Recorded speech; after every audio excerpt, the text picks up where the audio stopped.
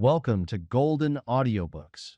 Be sure to subscribe and let us know in the comments where you're watching from and what book you'd like to hear next. Your feedback means a lot for us. Sir Arthur Conan Doyle, The Adventures of Sherlock Holmes, narrated by Andrew Hint. His Last Beau. Adventure 3, The Adventure of the Bruce-Partington Plans.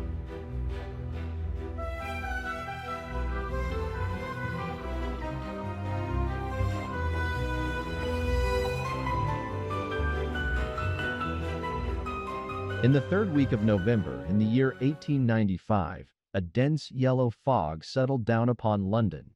From the Monday to the Thursday, I doubt whether it was ever possible from our windows in Baker Street to see the loom of the opposite houses. The first day Holmes had spent in cross-indexing his huge book of references. The second and third had been patiently occupied upon a subject which he had recently made his hobby, the music of the Middle Ages. But when, for the fourth time, after pushing back our chairs from breakfast, we saw the greasy, heavy brown swirl still drifting past us and condensing in oily drops upon the window panes, my comrade's impatient and active nature could endure this drab existence no longer. He paced restlessly about our sitting room in a fever of suppressed energy, biting his nails, tapping the furniture, and chafing against inaction. "Nothing of interest in the paper, Watson?" he said. In was aware that by anything of interest, Holmes meant anything of criminal interest. There was the news of a revolution, of a possible war, and of an impending change of government, but these did not come within the horizon of my companion. I could see nothing recorded in the shape of crime which was not commonplace and futile. Holmes groaned and resumed H.S. restless meanderings. "The London criminal is certainly a dull fellow," said he in the querulous voice of the sportsman whose game has failed him. "Look out this window, Watson. See how the figures loom up, are dimly seen, and then blend once more into the cloud bank. The thief or the murderer could roam London on such a day as the tiger does the jungle, unseen until he pounces, and then evident only to his victim." "There have," said I, "been numerous petty thefts." Holmes snorted his contempt. "This great and somber stage is set for something more worthy than that," said he. "It is fortunate for this community that I am not a criminal." "It is indeed," said I heartily. "Suppose that I were Brooks or Woodhouse, or any of the 50 men who have good reason for taking my life, how long could I survive against my own pursuit? A summons, a bogus appointment, and all would be over. It is well they don't have days of fog in the Latin countries. The countries of assassination. By Jove, here comes something at last to break our dead monotony." It was the maid with a telegram. Holmes tore it open and burst out laughing. "Well, well, what next?" said he. "Brother Mycroft is coming round." "Why not?" I asked. "Why not? It is as if you met a tram car coming down a country lane. Mycroft has his rails and he runs on them. His Pall Mall lodgings, the Diogenes Club, Whitehall, that is his cycle. Once, and only once, he has been here. What upheaval can possibly have derailed him? Does he not explain?" Holmes handed me his brother's telegram. "Must see you over Cadogan West. Coming at once. Mycroft." Cadogan West? I have heard the name. It recalls nothing to my mind, but that Mycroft should break out in this erratic fashion. A planet might as well leave its orbit. By the way, do you know what Mycroft is? I had some vague recollection of an explanation at the time of the adventure of the Greek interpreter. You told me that he had some small office under the British government. Holmes chuckled. "I did not know you quite so well in those days. One has to be discreet when one talks of high matters of state. You are right in thinking that he under the British government. You would also be right in a sense if you said that occasionally he is the British government. My dear Holmes, I thought I might surprise you. Mycroft draws £450 a year, remains a subordinate, has no ambitions of any kind, will receive neither honor nor title, but remains the most indispensable man in the country." "But how?" "Well, his position is unique. He has made it for himself. There has never been anything like it before, nor will be again. He has the tidiest and most orderly brain, with the greatest capacity for storing facts of any man living. The same great powers which I have turned to the detection of crime he has used for this particular business. The conclusions of every department are passed to him, and he is the central exchange, the clearinghouse, which makes out the balance. All other men are specialists, but his specialism is omniscience. We will suppose that a minister needs information as to a point which involves the Navy, India, Canada, and the bimetallic question. He could get his separate advices from various departments upon each, but only Mycroft can focus them all and say offhand how each factor would affect the other. They began by using him as a shortcut, a convenience. Now he has made himself an essential. In that great brain of his, everything is pigeonholed and can be handed out in an instant. Again and again his word has decided the national policy. He lives in it. He thinks of nothing else save when, as an intellectual exercise, he unbends if I call upon him and ask him to advise me on one of my little problems. But Jupiter is descending today. What on earth can it mean? Who is Cadogan West, and what is he to Mycroft? I have it, I cried, and plunged among the litter of papers upon the sofa. Yes, yes, here he is, sure enough. Cadogan West was the young man who was found dead on the Underground on Tuesday morning. Holmes sat up at attention, his pipe halfway to his lips. This must be serious, Watson. A death which has caused my brother to alter his habits can be no ordinary one. What in the world can he have to do with it? The case was featureless as I remember it. The young man had apparently fallen out of the train and killed himself. He had not been robbed, and there was no particular reason to suspect violence. Is that not so? There has been an inquest, said I, and a good many fresh facts have come out. Looked at more closely, I should certainly say that it was a curious case. Judging by its effect upon my brother, I should think it must be a most extraordinary one. The man's name was Arthur Cadogan West. He was 27 years of age, unmarried, and a clerk at Woolwich Arsenal. Government employ. Behold the link with brother Mycroft. He left Woolwich suddenly on Monday night. Was last seen by his fiancée, Miss Violet Westbury, whom he left abruptly in the fog about 7:30 that evening. There was no quarrel between them, and she can give no motive for his action. The next thing heard of him was when his dead body was discovered by a plate layer named Mason, just outside Aldgate Station on the Underground system in London. When? The body was found at 6 on Tuesday morning. It was lying wide of the metals upon the left hand of the track as one goes eastward, at a point close to the station where the line emerges from the tunnel in which it runs. The head was badly crushed, an injury which might well have been caused by a fall from the train. The body could only have come on the line in that way. Had it been carried down from any neighboring street, it must have passed the station barriers, where a collector is always standing. This point seems absolutely certain. Very good. The case is definite enough. The man, dead or alive, either fell or was precipitated from a train. So much is clear to me. Continue. The trains which traverse the lines of rail beside which the body was found are those which run from west to east, some being purely metropolitan, and some from Willesden and outlying junctions. It can be stated for certain that this young man, when he met his death, was traveling in this direction at some late hour of the night, but at what point he entered the train it is impossible to state. His ticket, of course, would show that. There was no ticket in his pockets. No ticket. Dear me, Watson, this is really very singular. According to my experience, it is not possible to reach the platform of a metropolitan train without exhibiting one's ticket. Presumably, then, the young man had one. Was it taken from him in order to conceal the station from which he came? It is possible. Or did he drop it in the carriage? That is also possible.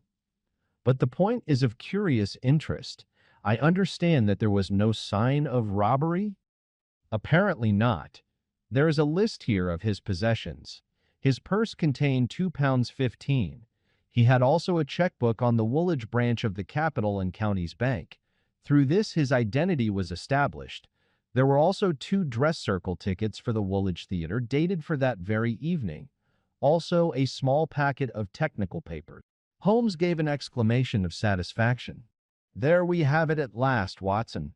British government, Woolwich. Arsenal technical papers, Brother Mycroft, the chain is complete. But here he comes, if I am not mistaken, to speak for himself. A moment later, the tall and portly form of Mycroft Holmes was ushered into the room.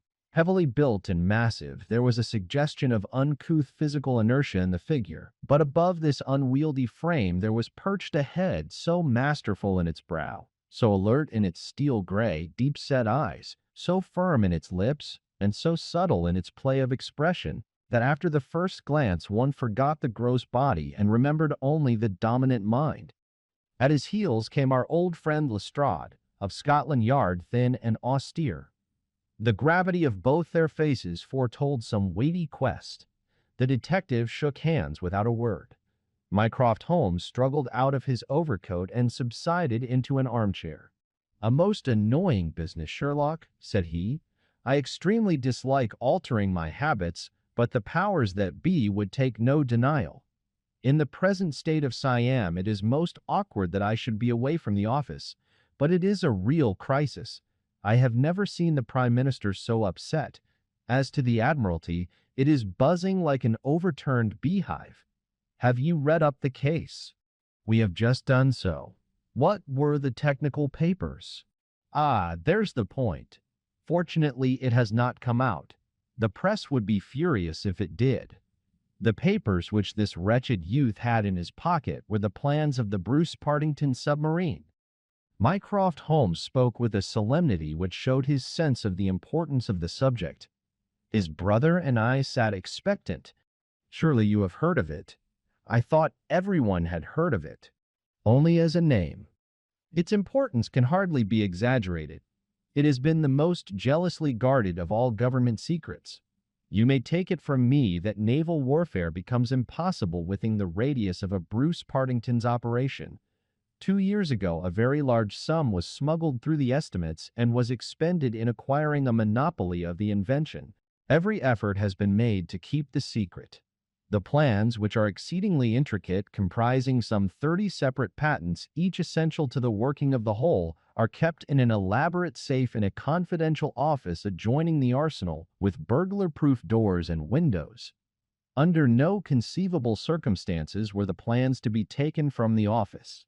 If the chief constructor of the Navy desired to consult them, even he was forced to go to the Woolwich office for the purpose.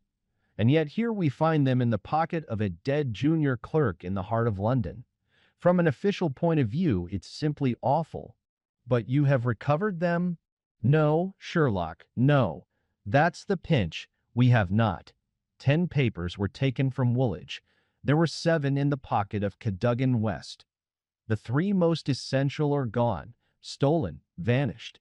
You must drop everything, Sherlock. Never mind your usual petty puzzles of the police court. It's a vital international problem that you have to solve.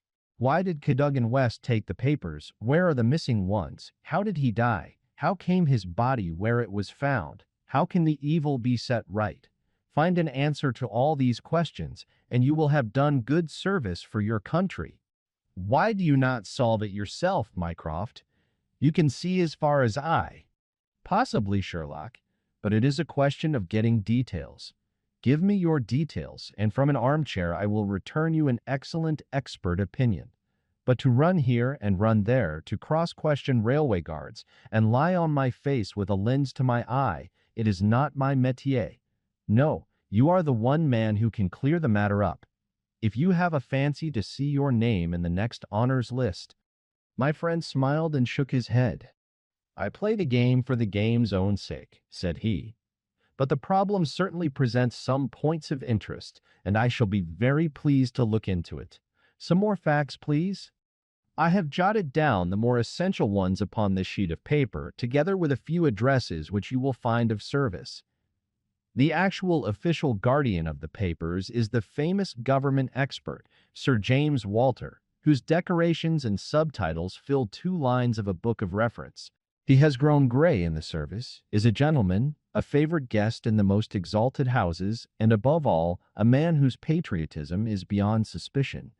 He is one of two who have a key of the safe. I may add that the papers were undoubtedly in the office during working hours on Monday, and that Sir James left for London about 3 o'clock, taking his key with him. He was at the house of Admiral Sinclair at Berkeley Square during the whole of the evening when this incident occurred. Has the fact been verified? Yes. His brother, Colonel Valentine Walter, has testified to his departure from Woolwich and Admiral Sinclair to his arrival in London, so Sir James is no longer a direct factor in the problem. Who was the other man with a key? The senior clerk and draftsman, Mr. Sidney Johnson. He is a man of 40, married with 5 children. He is a silent, morose man, but he has, on the whole, an excellent record in the public service. He is unpopular with his colleagues, but a hard worker. According to his own account, corroborated only by the word of his wife, he was at home the whole of Monday evening after office hours, and his key has never left the watch chain upon which it hangs. Tell us about Cadogan West. He has been 10 years in the service and has done good work.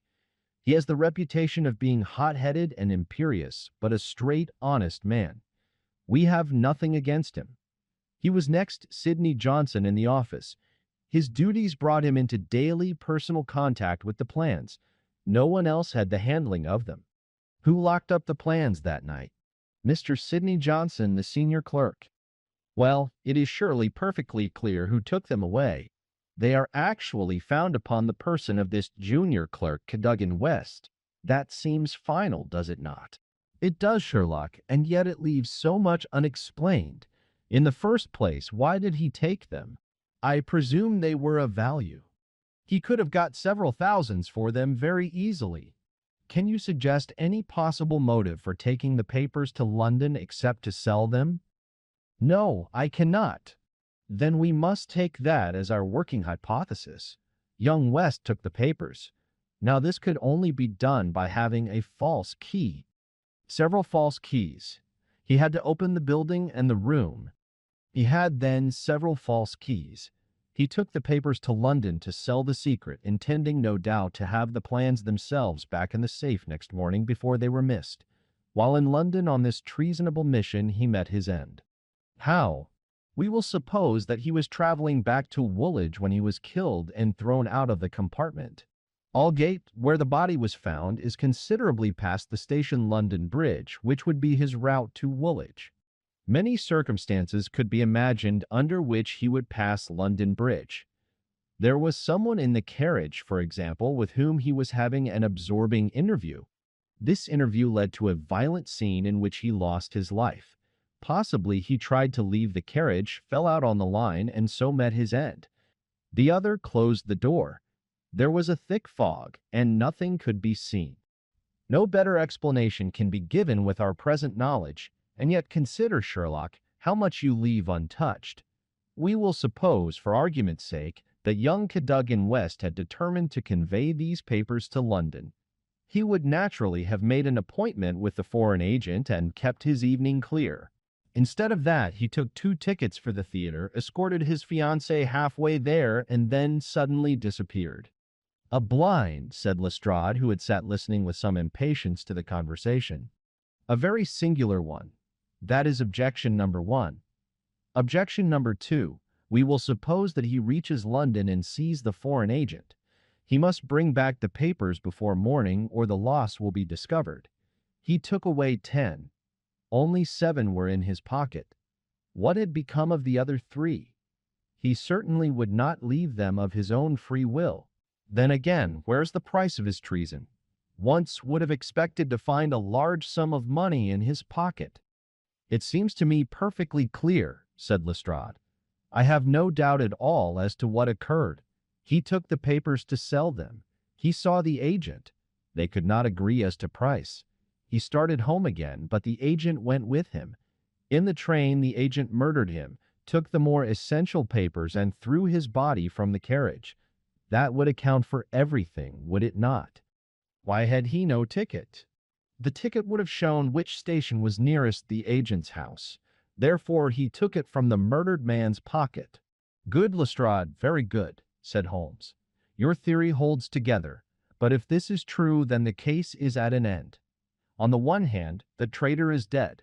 On the other, the plans of the Bruce-Partington submarine are presumably already on the continent. What is there for us to do? To act, Sherlock, to act, cried Mycroft, springing to his feet. All my instincts are against this explanation. Use your powers. Go to the scene of the crime. See the people concerned. Leave no stone unturned.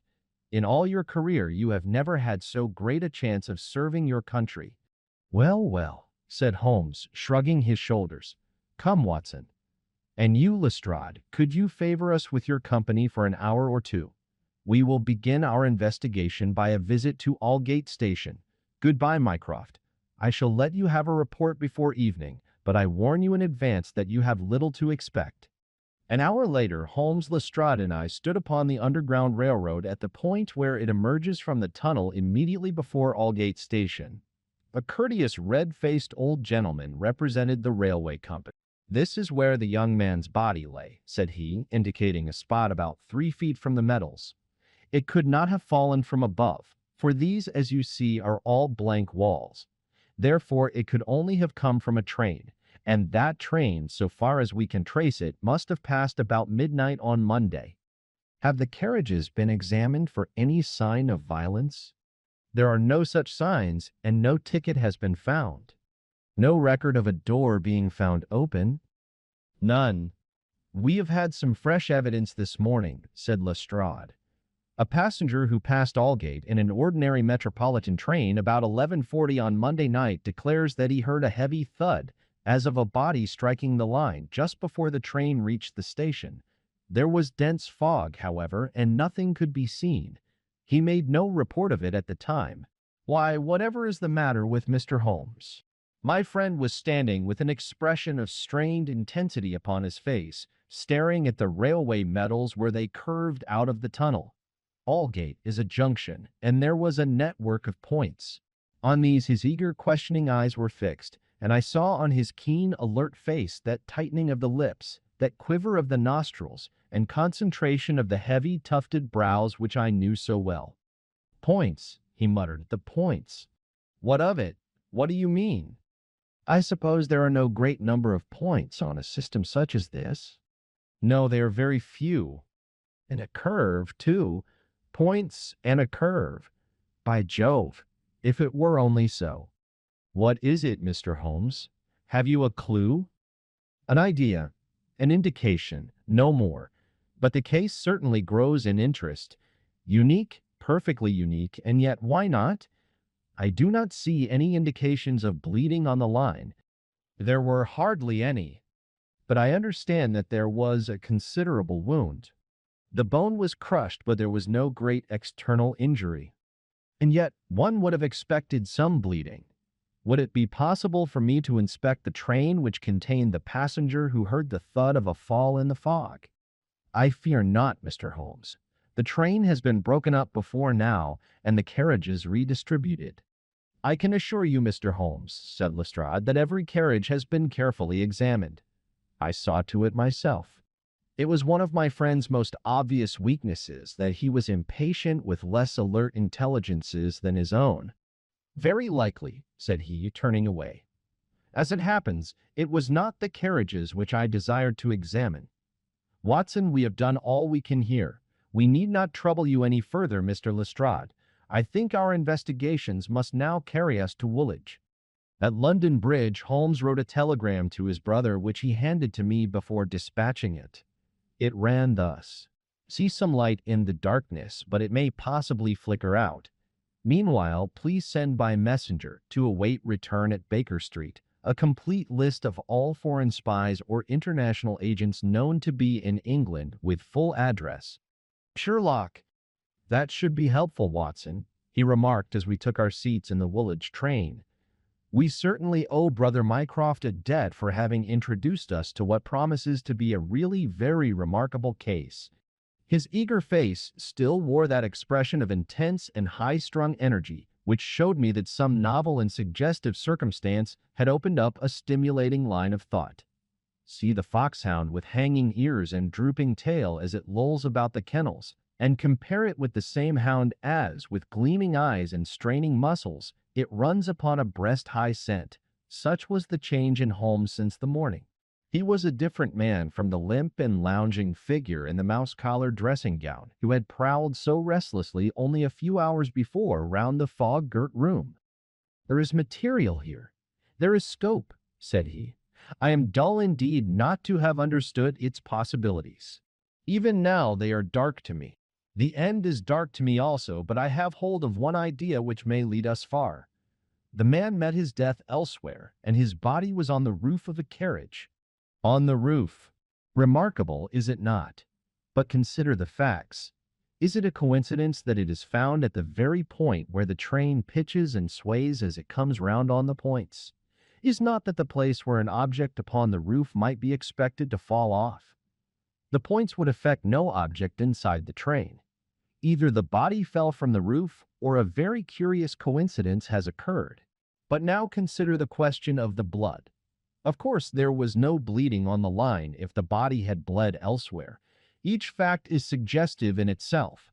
Together, they have a cumulative force. "And the ticket, too," I cried. "Exactly. We could not explain the absence of a ticket. This would explain it. Everything fits together. But suppose it were so, we are still as far as ever from unraveling the mystery of his death. Indeed, it becomes not simpler but stranger." "Perhaps," said Holmes thoughtfully, "perhaps."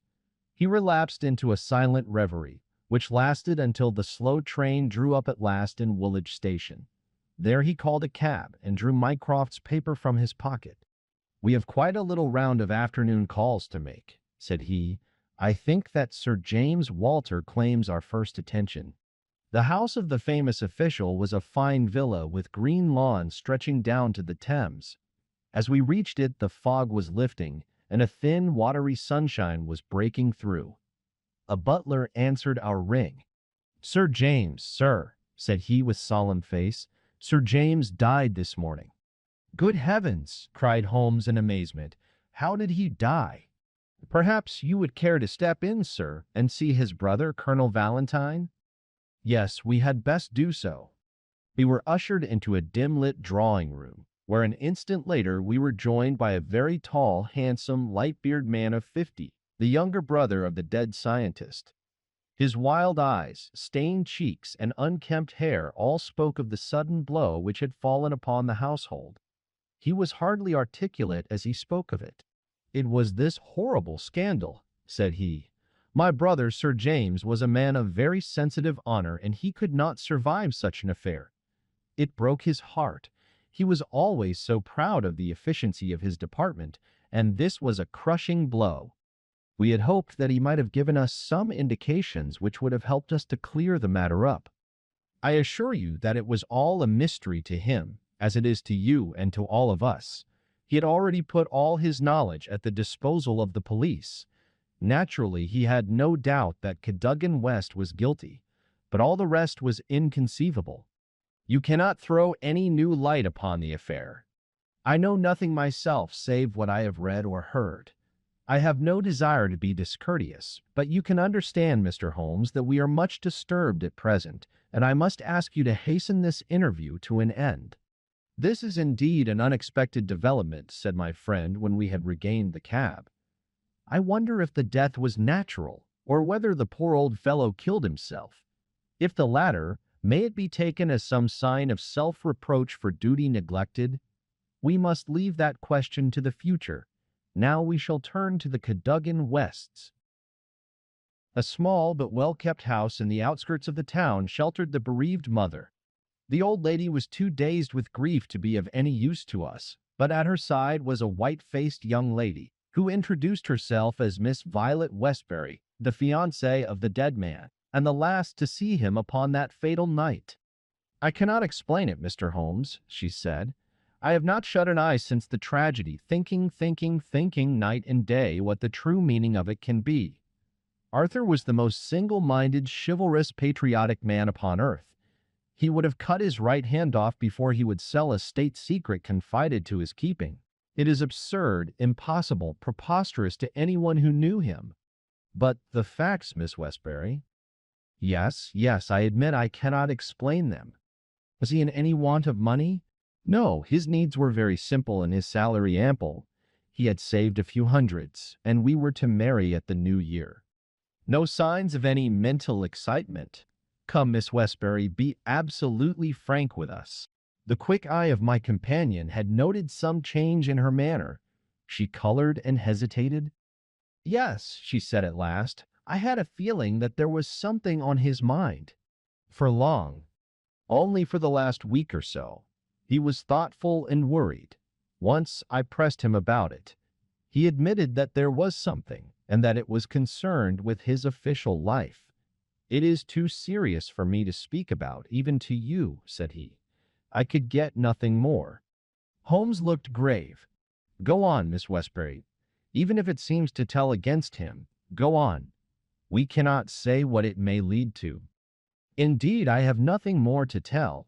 Once or twice it seemed to me that he was on the point of telling me something. He spoke one evening of the importance of the secret, and I have some recollection that he said that no doubt foreign spies would pay a great deal to have it. My friend's face grew graver still. Anything else? He said that we were slack about such matters, that it would be easy for a traitor to get the plans. Was it only recently that he made such remarks? Yes, quite recently. Now tell us of that last evening. We were to go to the theater. The fog was so thick that a cab was useless. We walked, and our way took us close to the office. Suddenly he darted away into the fog. Without a word? He gave an exclamation. That was all. I waited, but he never returned. Then I walked home. Next morning, after the office opened, they came to inquire. About 12 o'clock we heard the terrible news. Oh, Mr. Holmes, if you could only save his honor. It was so much to him. Holmes shook his head sadly. Come, Watson, said he, our ways lie elsewhere. Our next station must be the office from which the papers were taken. It was black enough before against this young man, but our inquiries make it blacker, he remarked as the cab lumbered off. His coming marriage gives a motive for the crime. He naturally wanted money. The idea was in his head, since he spoke about it. He nearly made the girl an accomplice in the treason by telling her his plans. It is all very bad. But surely, Holmes, character goes for something. Then again, why should he leave the girl in the street and dart away to commit a felony? Exactly. There are certainly objections, but it is a formidable case which they have to meet. Mr. Sidney Johnson, the senior clerk, met us at the office and received us with that respect which my companion's card always commanded.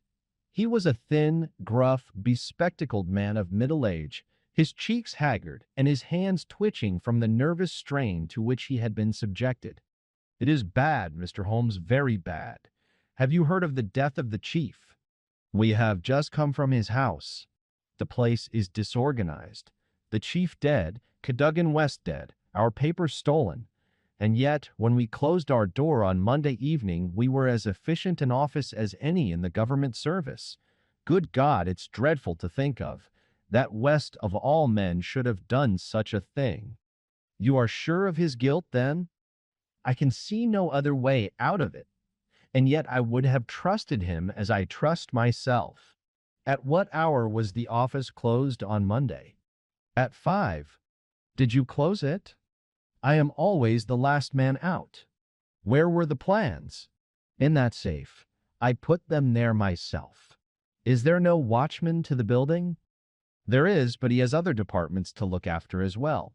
He is an old soldier and a most trustworthy man. He saw nothing that evening. Of course, the fog was very thick. Suppose that Cadogan West wished to make his way into the building after hours. He would need 3 keys, would he not, before the gig reached the papers? Yes, he would. The key of the outer door, the key of the office, and the key of the safe. Only Sir James Walter and you had those keys? I had no keys of the doors, only of the safe. Was Sir James a man who was orderly in his habits? Yes, I think he was. I know that so far as those three keys are concerned, he kept them on the same ring. I have often seen them there. And that ring went with him to London? He said so. And your key never left your possession? Never. Then West, if he is the culprit, must have had a duplicate, and yet none was found upon his body. One other point, if a clerk in this office desired to sell the plans, would it not be simply to copy the plans for himself than to take the originals as was actually done? It would take considerable technical knowledge to copy the plans in an effective way. But I suppose either Sir James, or you, or West has that technical knowledge.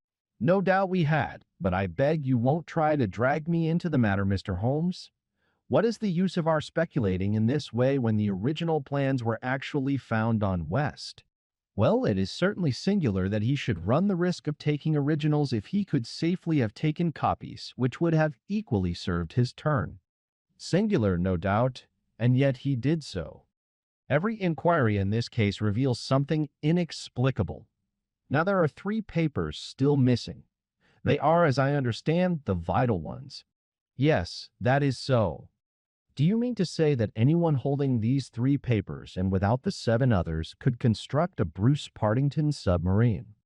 I reported to that effect to the Admiralty, but today I have been over the drawings again and I am not so sure of it. The double valves with the automatic self-adjusting slots are drawn in one of the papers which have been returned, until the foreigners had invented that for themselves they could not make the boat. Of course, they might soon get over the difficulty. But the 3 missing drawings are the most important? Undoubtedly. I think, with your permission, I will now take a stroll round the premises. I do not recall any other question which I desired to ask. He examined the lock of the safe, the door of the room, and finally the iron shutters of the window. It was only when we were on the lawn outside that his interest was strongly excited. There was a laurel bush outside the window, and several of the branches bore signs of having been twisted or snapped. He examined them carefully with his lens, and then some dim and vague marks upon the earth beneath. Finally, he asked the chief clerk to close the iron shutters, and he pointed out to me that they hardly met in the center, and that it would be possible for anyone outside to see what was going on within the room. The indications are ruined by 3 days' delay. They may mean something or nothing. Well, Watson, I do not think that Woolwich can help us further. It is a small crop which we have gathered. Let us see if we can do better in London.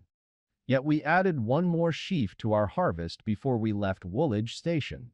The clerk in the ticket office was able to say with confidence that he saw Cadogan West, whom he knew well by sight, upon the Monday night, and that he went to London by the 8:15 to London Bridge.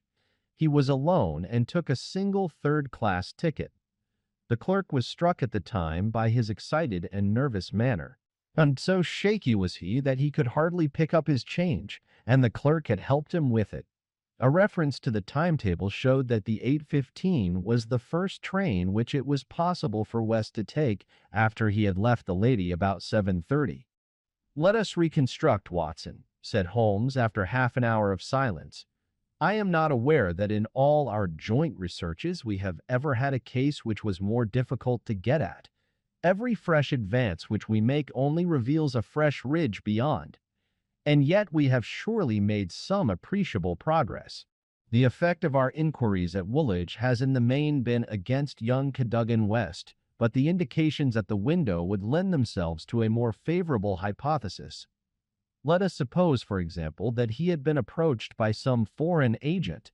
It might have been done under such pledges as would have prevented him from speaking of it, and yet would have affected his thoughts in the direction indicated by his remarks to his fiancée. Very good. We will now suppose that as he went to the theater with the young lady, he suddenly, in the fog, caught a glimpse of this same agent going in the direction of the office. He was an impetuous man, quick in his decisions. Everything gave way to his duty. He followed the man, reached the window, saw the abstraction of the documents, and pursued the thief.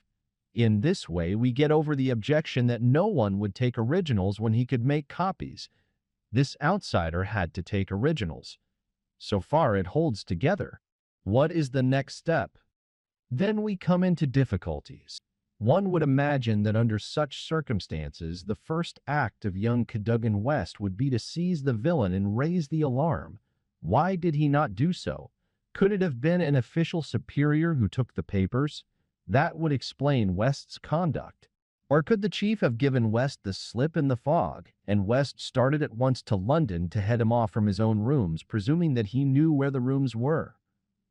The call must have been very pressing since he left his girl standing in the fog and made no effort to communicate with her. Our scent runs cold here, and there is a vast gap between either hypothesis and the laying of West's body, with 7 papers in his pocket on the roof of a metropolitan train. My instinct now is to work from the other end.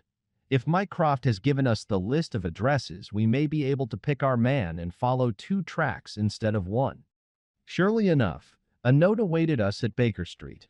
A government messenger had brought it post-haste. Holmes glanced at it and threw it over to me. There are numerous small fry, but few who would handle so big an affair.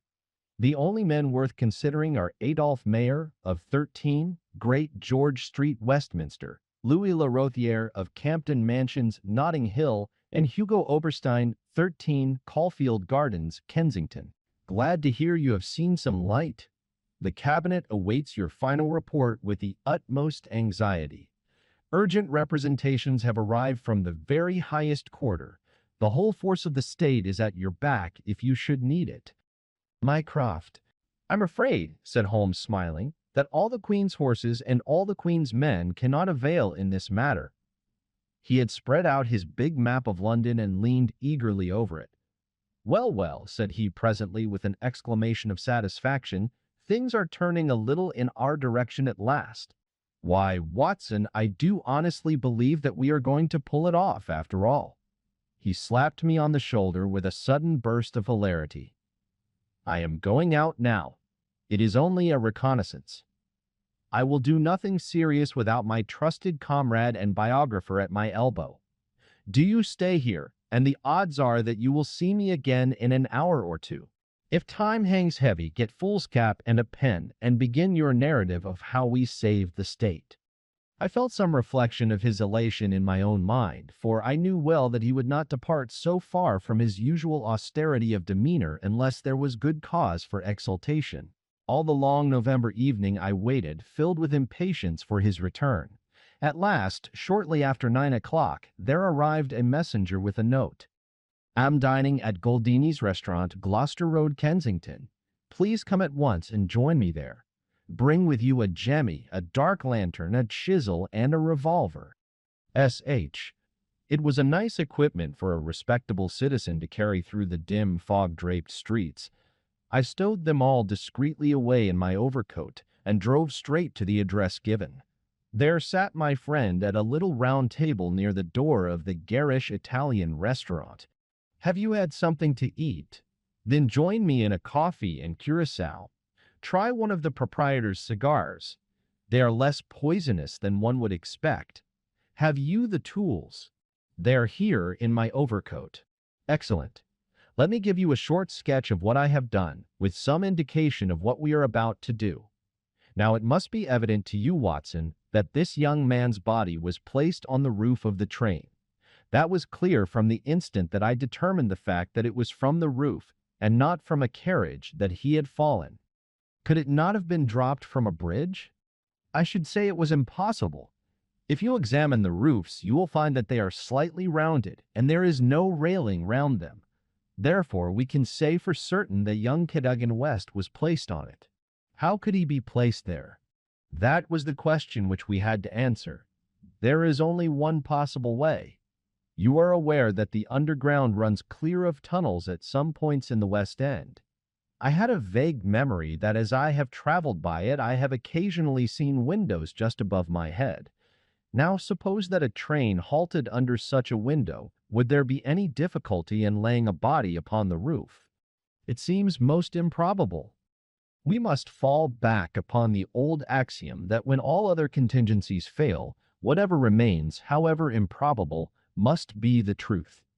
Here all other contingencies have failed. When I found that the leading international agent who had just left London, lived in a row of houses which abutted upon the underground. I was so pleased that you were a little astonished at my sudden frivolity." "Oh, that was it, was it?" "Yes, that was it." Mr. Hugo Oberstein of 13 Caulfield Gardens had become my objective. I began my operations at Gloucester Road Station, where a very helpful official walked with me along the track and allowed me to satisfy myself not only that the backstair windows of Caulfield Gardens open on the line, but the even more essential fact that, owing to the intersection of one of the larger railways, the underground trains are frequently held motionless for some minutes at that very spot. "Splendid, Holmes. You have got it." "So far. So far, Watson. We advance, but the goal is afar." Well, having seen the back of Caulfield Gardens, I visited the front and satisfied myself that the bird was indeed flown.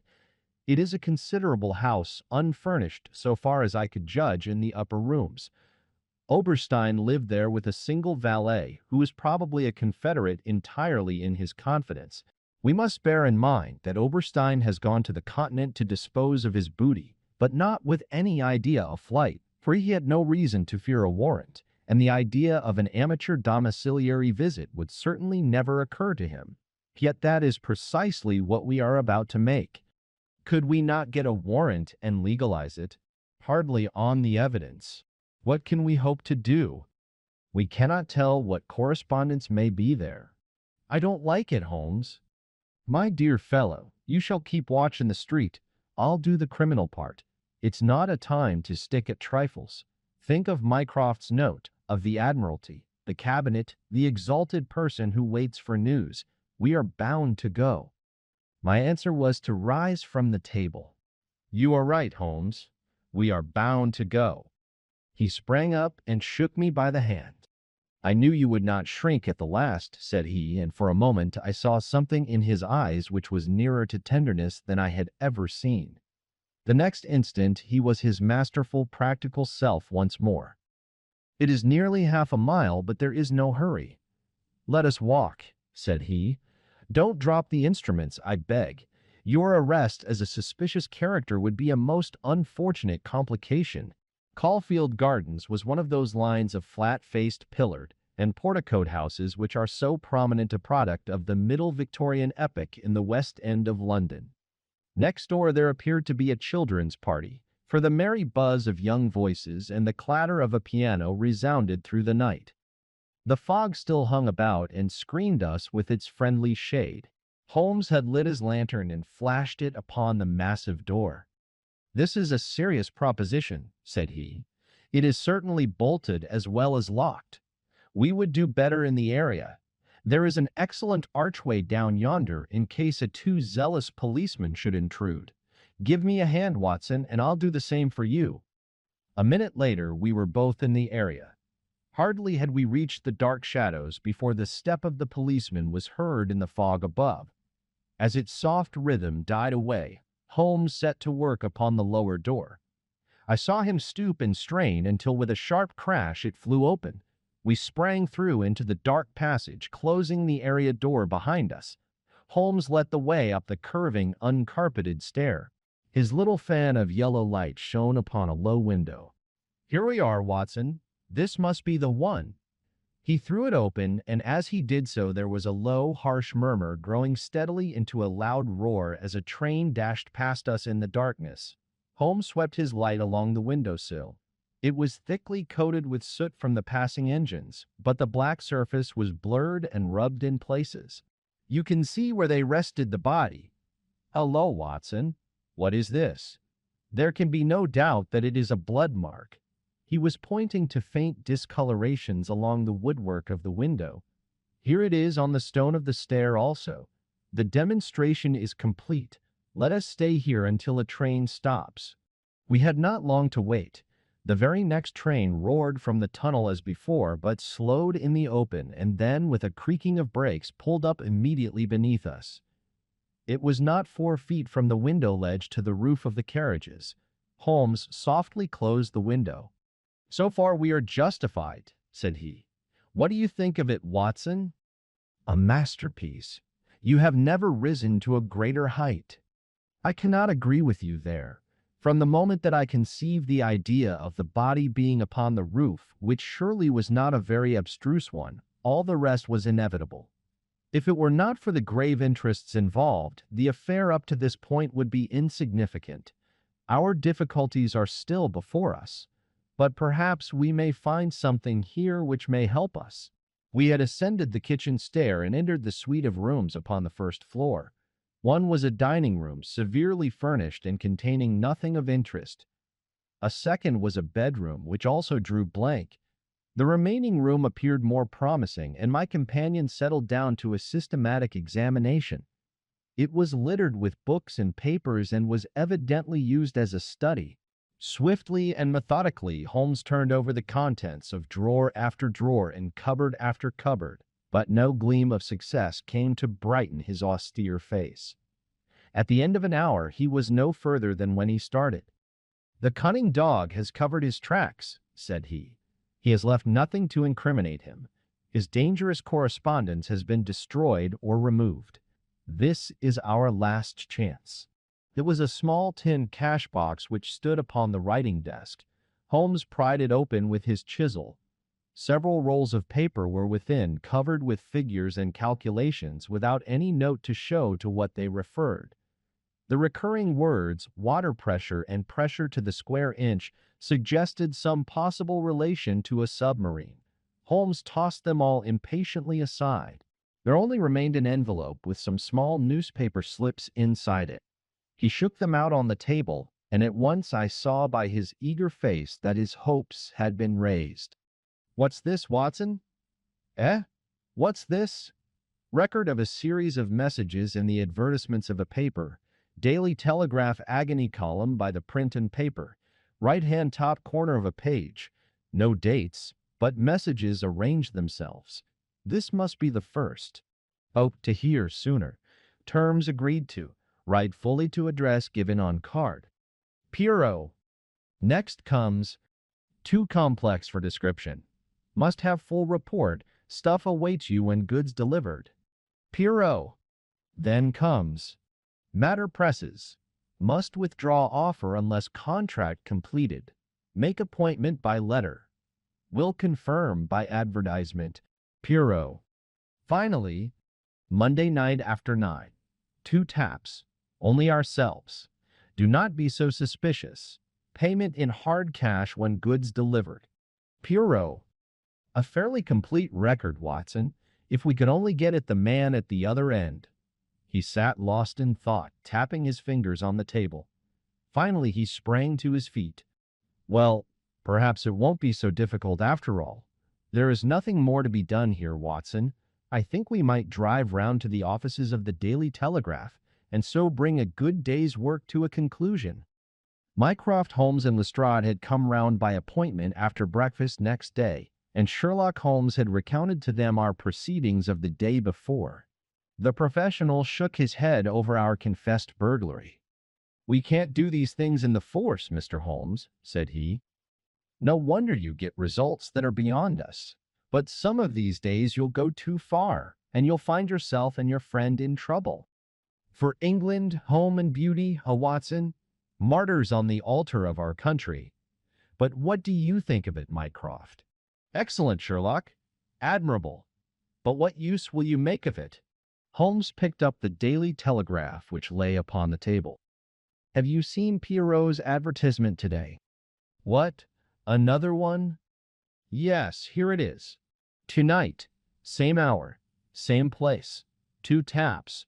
Most vitally important. Your own safety at stake. Pierrot." "By George," cried Lestrade. "If he answers that, we've got him. That was my idea when I put it in. I think if you could both make it convenient to come with us about 8 o'clock to Caulfield Gardens, we might possibly get a little nearer to a solution." One of the most remarkable characteristics of Sherlock Holmes was his power of throwing his brain out of action and switching all his thoughts on to lighter things whenever he had convinced himself that he could no longer work to advantage. I remember that during the whole of that memorable day he lost himself in a monograph which he had undertaken upon the polyphonic motets of Lassus. For my own part, I had none of this power of detachment, and the day, in consequence, appeared to be interminable. The great national importance of the issue, the suspense in high quarters, the direct nature of the experiment which we were trying, all combined to work upon my nerve. It was a relief to me when at last, after a light dinner, we set out upon our expedition. Lestrade and Mycroft met us by appointment at the outside of Gloucester Road Station. The area door of Oberstein's house had been left open the night before, and it was necessary for me, as Mycroft Holmes absolutely and indignantly declined to climb the railings, to pass in and open the hall door. By 9 o'clock we were all seated in the study, waiting patently for our man. An hour passed, and yet another. When 11 struck, the measured beat of the great church clock seemed to sound the dirge of our hopes. Lestrade and Mycroft were fidgeting in their seats and looking twice a minute at their watches. Holmes sat silent and composed, his eyelids half shut but every sense on the alert. He raised his head with a sudden jerk. "He is coming," said he. There had been a furtive step past the door. Now it returned. We heard a shuffling sound outside, and then 2 sharp taps with the knocker. Holmes rose, motioning us to remain seated. The gas in the hall was a mere point of light. He opened the outer door, and then, as a dark figure slipped past him, he closed and fastened it. "This way," we heard him say, and a moment later our man stood before us. Holmes had followed him closely, and as the man turned with a cry of surprise and alarm, he caught him by the collar and threw him back into the room. Before our prisoner had recovered his balance, the door was shut, and Holmes standing with his back against it. The man glared round him, staggered, and fell senseless upon the floor. With the shock, his broad-brimmed hat flew from his head, his cravat slipped sewn from his lips, and there were the long light beard and the soft, handsome, delicate features of Colonel Valentine Walter. Holmes gave a whistle of surprise. "You can write me down an ass this time, Watson," said he. "This was not the bird that I was looking for." "Who is he?" asked Mycroft eagerly. "The younger brother of the late Sir James Walter, the head of the submarine department." Yes, I see the fall of the cards. He is coming too. I think that you had best leave his examination to me." We had carried the prostrate body to the sofa.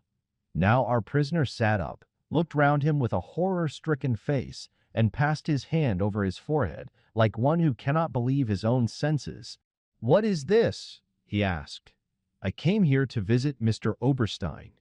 "Everything is known, Colonel Walter," said Holmes. "How an English gentleman could behave in such a manner is beyond my comprehension. But your whole correspondence and relations with Oberstein are within our knowledge. So also are the circumstances connected with the death of young Cadogan West. Let me advise you to gain at least the small credit for repentance and confession, since there are still some details which we can only learn from your lips." The man groaned and sank his face in his hands. We waited, but he was silent. "I can assure you," said Holmes, "that every essential is already known. We know that you were pressed for money, that you took an impress of the keys which your brother held, and that you entered into a correspondence with Oberstein, who answered your letters through the advertisement columns of the Daily Telegraph. We are aware that you went down to the office in the fog on Monday night, but that you were seen and followed by young Cadogan West, who had probably some previous reason to suspect you. He saw your theft, but could not give the alarm, as it was just possible that you were taking the papers to your brother in London. Leaving all his private concerns, like the good citizen that he was, he followed you closely in the fog and kept at your heels until you reached this very house. There he intervened, and then it was, Colonel Walter, that to treason you added the more terrible crime of murder."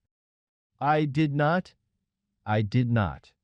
Before God, I swear that I did not," cried our wretched prisoner. "Tell us, then, how Cadogan West met his end before you laid him upon the roof of a railway carriage." "I will. I swear to you that I will. I did the rest. I confess it. It was just as you say. A stock exchange debt had to be paid. I needed the money badly. Oberstein offered me 5,000. It was to save myself from ruin. But as to murder, I am as innocent as you." "What happened then?" He had his suspicions before, and he followed me as you describe. I never knew it until I was at the very door. It was thick fog, and one could not see 3 yards. I had given 2 taps, and Oberstein had come to the door. The young man rushed up and demanded to know what we were about to do with the papers. Oberstein had a short life preserver. He always carried it with him. As West forced his way after us into the house, Oberstein struck him on the head. The blow was a fatal one. He was dead within 5 minutes. There he lay in the hall, and we were at our wits' end what to do. Then Oberstein had this idea about the trains which halted under his back window. But first he examined the papers which I had brought. He said that 3 of them were essential, and that he must keep them. "You cannot keep them," said I. "There will be a dreadful row at Woolwich if they are not returned." "I must keep them," said he, "for they are so technical that it is impossible in the time to make copies." "Then they must all go back together tonight," said I. He thought for a little, and then he cried out that he had it. "3 I will keep," said he. "The others we will stuff into the pocket of this young man. When he is found, the whole business will assuredly be put to his account." I could see no other way out of it, so we did as he suggested. We waited half an hour at the window before a train stopped. It was so thick that nothing could be seen, and we had no difficulty in lowering West's body onto the train. That was the end of the matter so far as I was concerned. "And your brother?" He said nothing, but he had caught me once with his keys, and I think that he suspected. I read in his eyes that he suspected. As you know, he never held up his head again. There was silence in the room. It was broken by Mycroft Holmes. "Can you not make reparation? It would ease your conscience and possibly your punishment." "What reparation can I make?" "Where is Oberstein with the papers?" "I do not know." "Did he give you no address?" "He said that letters to the Hotel du Louvre, Paris, would eventually reach him." "Then reparation is still within your power," said Sherlock Holmes. "I will do anything I can. I owe this fellow no particular goodwill. He has been my ruin and my downfall. Here are paper and pen. Sit at this desk and write to my dictation. Direct the envelope to the address given." "That is right. Now the letter." "Dear Sir, with regard to our transaction, you will no doubt have observed by now that one essential detail is missing. I have a tracing which will make it complete. This has involved me in extra trouble, however, and I must ask you for a further advance of £500. I will not trust it to the post, nor will I take anything but gold or notes. I would come to you abroad, but it would excite remark if I left the country at present. Therefore, I shall expect to meet you in the smoking room of the Charing Cross Hotel at noon on Saturday. Remember that only English notes or gold will be taken." "That will do very well. I shall be very much surprised if it does not fetch our man." And it did. It is a matter of history, that secret history of a nation which is often so much more intimate and interesting than its public chronicles, that Oberstein, eager to complete the coup of his lifetime, came to the lure and was safely engulfed for 15 years in a British prison. In his trunk were found the invaluable Bruce-Partington plans, which he had put up for auction in all the naval centers of Europe. Colonel Walter died in prison towards the end of the 2nd year of his sentence. As to Holmes, he returned refreshed to his monograph upon the polyphonic motets of Lassus, which has since been printed for private circulation, and is said by experts to be the last word upon the subject. Some weeks afterwards I learned incidentally that my friend spent a day at Windsor, whence he returned with a remarkably fine emerald tie-pin.